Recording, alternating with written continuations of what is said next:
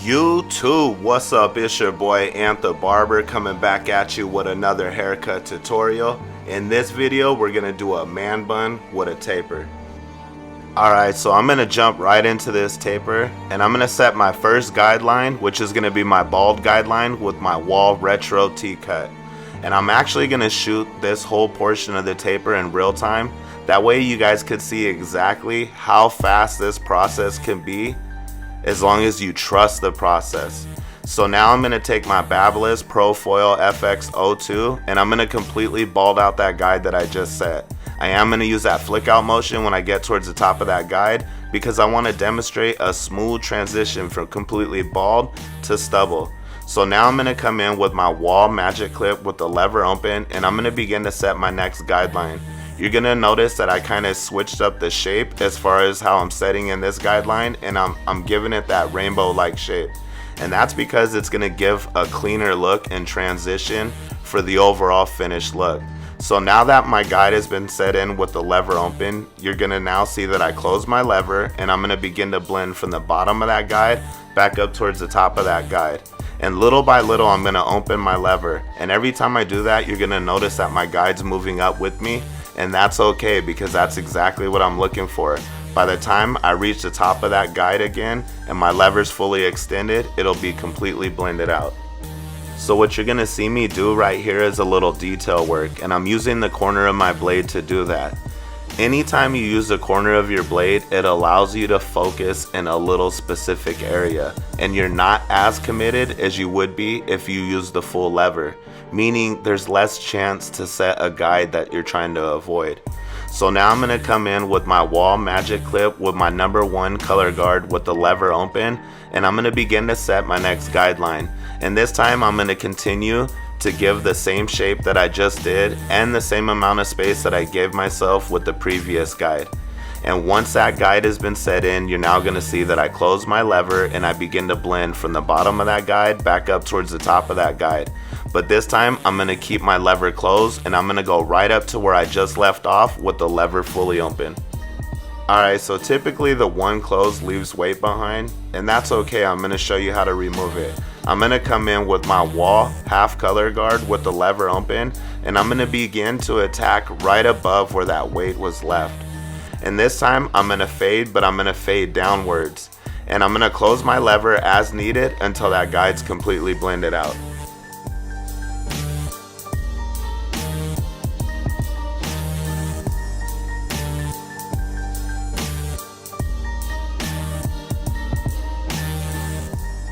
So now that I got that guide blended out, I'm now going to take my wall 1.5 premium guard with the lever open, and I'm going to use the flick out motion this time. And I'm not necessarily trying to set in any guide, so I'm using that flick out motion to avoid that. But once I clean up the area with the lever fully open, you're going to see that again. I close my lever and I begin to blend from the bottom, right where you see me now, back up to where I just left off with the lever fully open. Alright, so I noticed that the 1.5 with the lever closed left a little bit of weight. So I'm going to come back in with my #1 color guard with the lever open, and I'm going to lightly tap at that weight. And I'll use that fade down process again, so I'll close my lever as needed until it's completely removed. And now we're going to get to the back portion of the taper. And this time I am going to speed it up a little, and I'm not going to walk you through it because the steps are exactly the same as I just showed you on the side taper. But while I have you guys' ear for a minute, I just want to say thank y'all. I really want to say thank y'all from a real place. And I just hit 5K yesterday, and that's super dope. A lot of like my friends, my family, they're like congratulate me. And it's super dope, and it feels good that the channel's starting to get some recognition, that my videos are starting to get some recognition, and that's dope. Like I'm noticing it, and other people are too. But more importantly, what I want to be noticed is your fade time improving, your blends improving, your mindset about putting in that work. is improving. That's what I want to be noticed. That's what this channel was created for. It's created for growth. And that growth isn't just for me. It's for all of us. It's for this industry. And together we're making that happen. And without y'all, I wouldn't have a lot of the drive and motivation that I have as far as giving my all into these tutorials. A lot of y'all encourage me and you just inspire me to give any and everything that I can. So I appreciate y'all, and I just wanted to say that. So now I'm gonna let you ride out to this beat.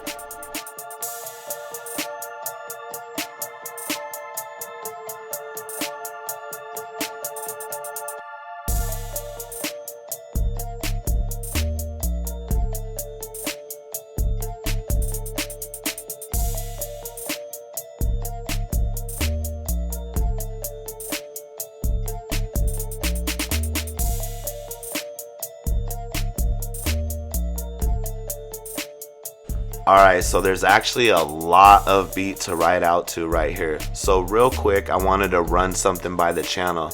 I've been asked it a few times, and a lot of you already send me pictures of your work and ask for feedback, and a lot of you tag me in your work.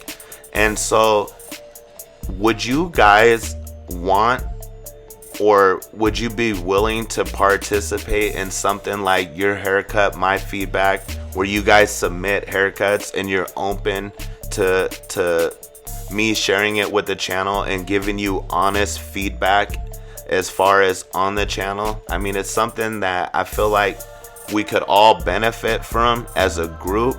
So if we did it in a group like setting, not only would you get feedback, but other people would as well, because you never know who's struggling in the same area as you are if we don't speak up, you know. And some people just aren't comfortable with it. But if you speak up and I give you some feedback, that person that may not be comfortable now just leveled up and got what they needed. So if that's something you guys might be into, get active in that comment section below and let me know.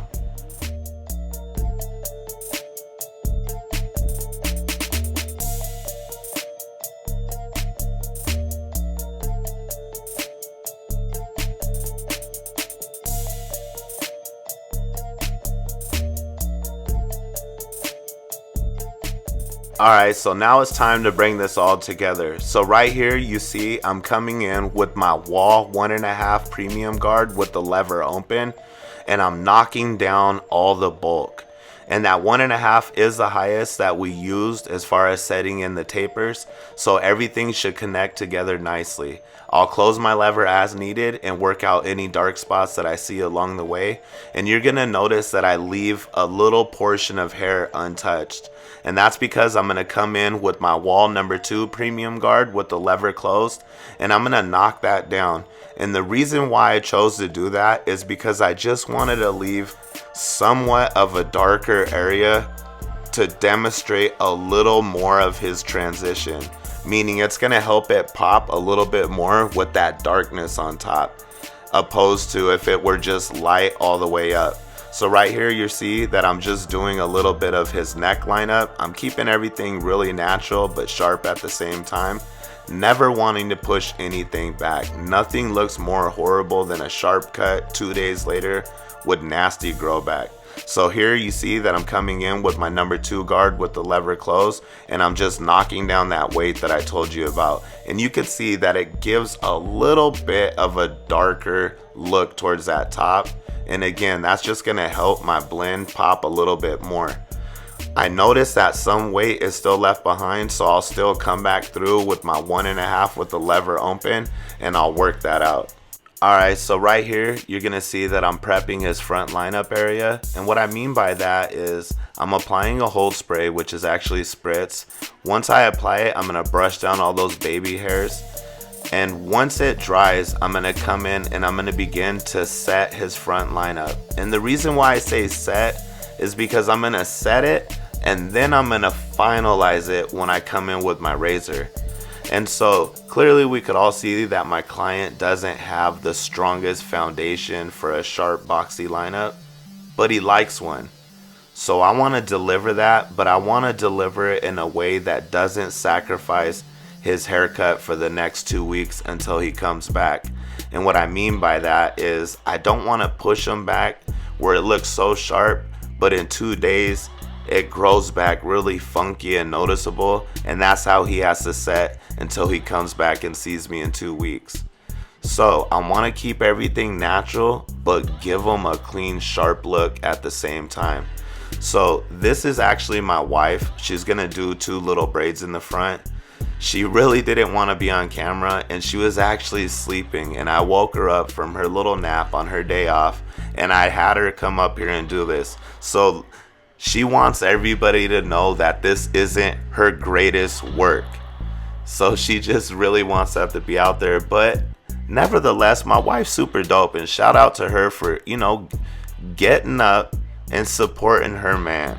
You know what I'm saying? It was super dope, and my client appreciated it, and he's never had braids. So even though, you know, you're gonna see a little couple hairs hanging out here and there, he really liked it, and I think it was a dope look for him. And when he left, I could tell he was feeling himself, and that's what it's about. It's about my client right here feeling good about himself. So here is a look at the final cut, y'all. I think it came out clean. I think the braids look dope. I think my wife's tripping. Let me know in that comment section below what you think. If you got anything useful out this, I ask that you smash that like button. If you're new to my channel, I suggest you stick around. It's only gonna get doper from here. I appreciate y'all. Be blessed and be a blessing. I'm out.